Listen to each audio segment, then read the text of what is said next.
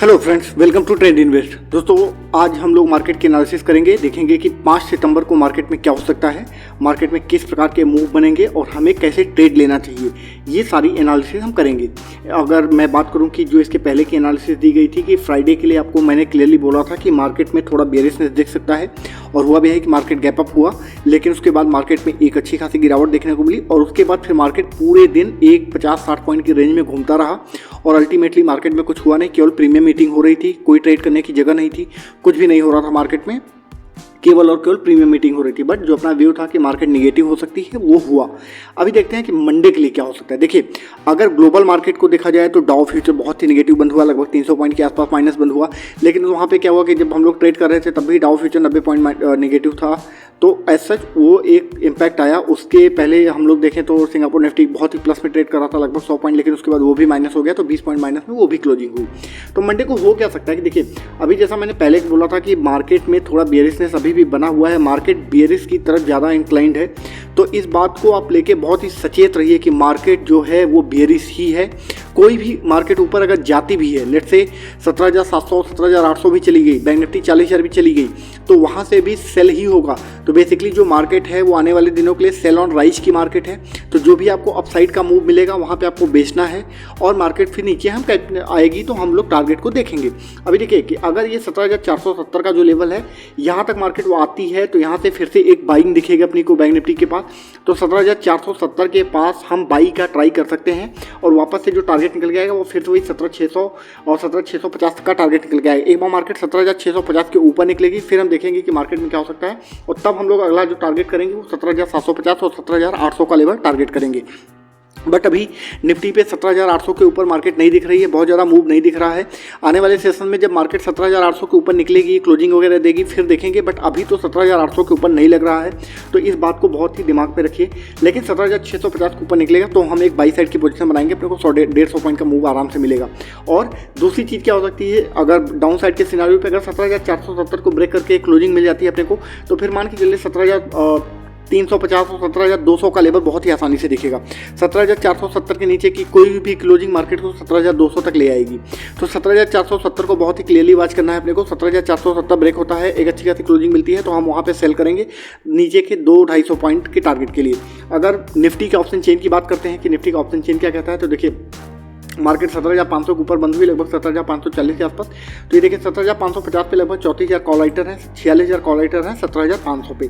लेकिन वहाँ पे जो इंपॉर्टेंट पॉइंट है कि 75,000 कम से 75,000 क्वांटिटी जो है वो पुट राइटर के खड़े हैं।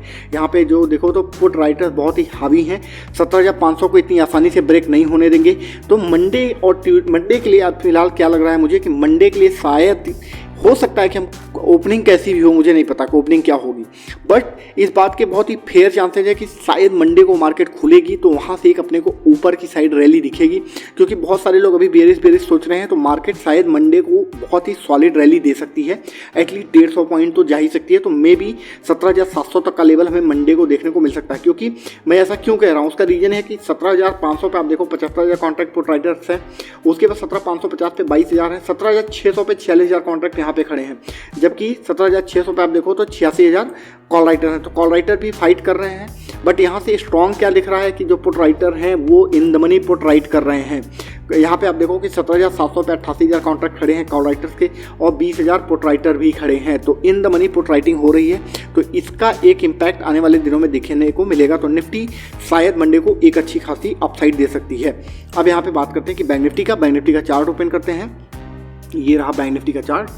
अभी देखिए बैंक निफ्टी में क्या हो सकता है, इसको थोड़ा बड़ा करते हैं। बैंक निफ्टी में देखिए, बैंक निफ्टी भी मंडे को सेम वही सिचुएशन बना जैसा कि हम लोगों ने पहले डिस्कस किया था कि बैंक निफ्टी दोनों माइनस रह सकते हैं। तो बैंक निफ्टी में भी सेम हुआ, 144-150 पॉइंट प्लस में खुली थी, और उसके बाद एक अच्छा खासा गिरावट आई बैंक निफ्टी में, और उसके बाद फिर से मार्केट थोड़ी सी ऊपर गई और फिर वहीं पर पूरे दिन घूमती रही, कोई भी कुछ भी मूवमेंट ज़्यादा हुआ नहीं।